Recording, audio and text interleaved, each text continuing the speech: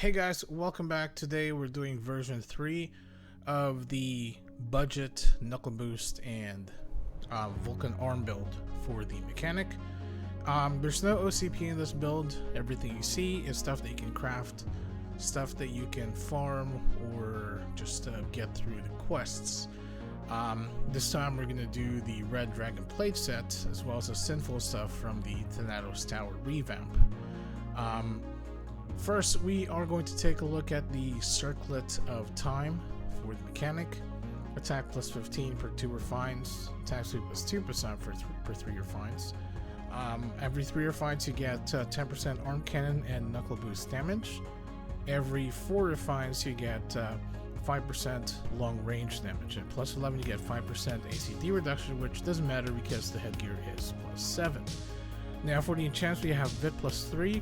And we have the Temporal Jewel Strength level 1, attack plus 2, hit plus 3 per 2 refines, and attack plus 1% per 5 refines. And obviously until now, we still don't have a card on it, but yeah, it doesn't really matter because we're not gonna put a Disguiser card on it.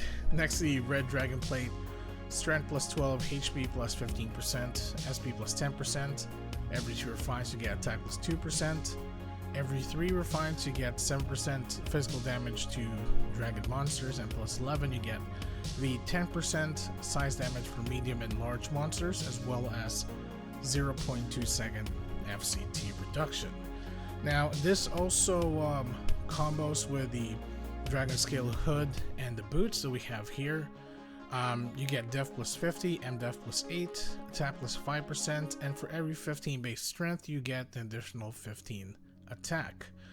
Now with Dragon Smite only activates if you're attacked by physical or magic attack.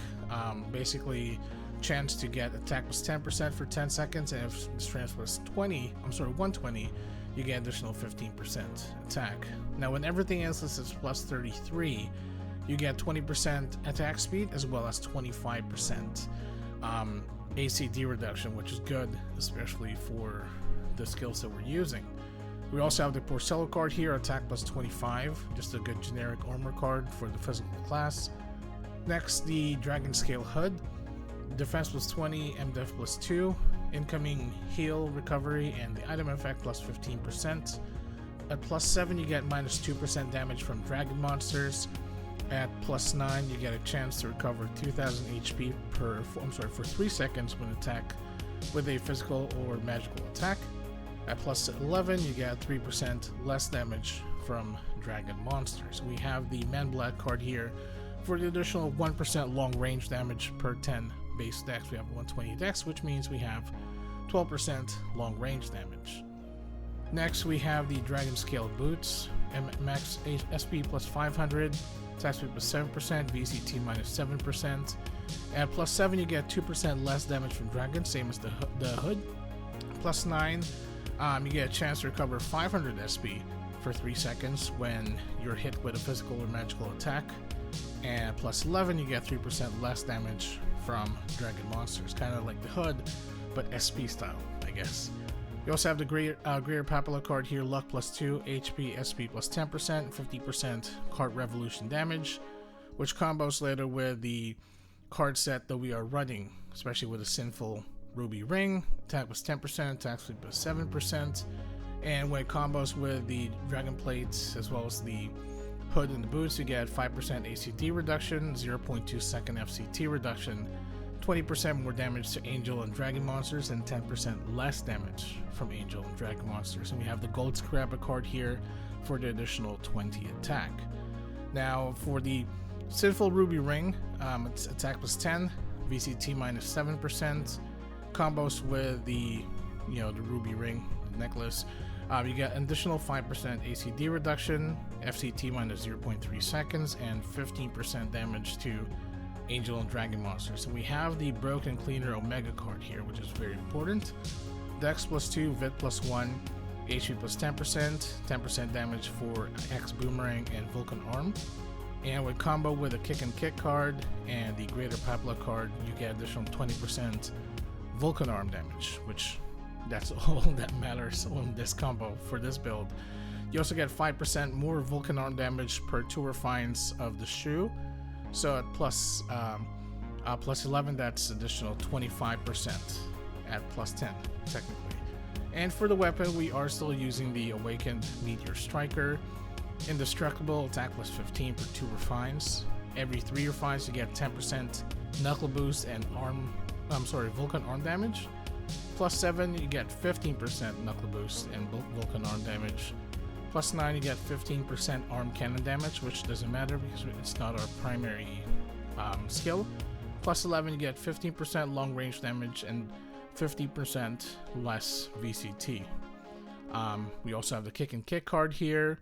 Vulcan arm plus 10% for 10% damage.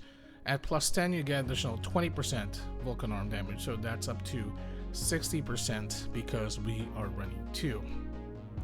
So let's go ahead and do a little bit of a damage test, see how this fares. Like our other videos with the Dragon Plate set, it doesn't seem that it's very effective, but we'll see. Alright, we're doing the small dummy first because apparently mace class mace weapons only do 75% damage. It's about 109,000 at most.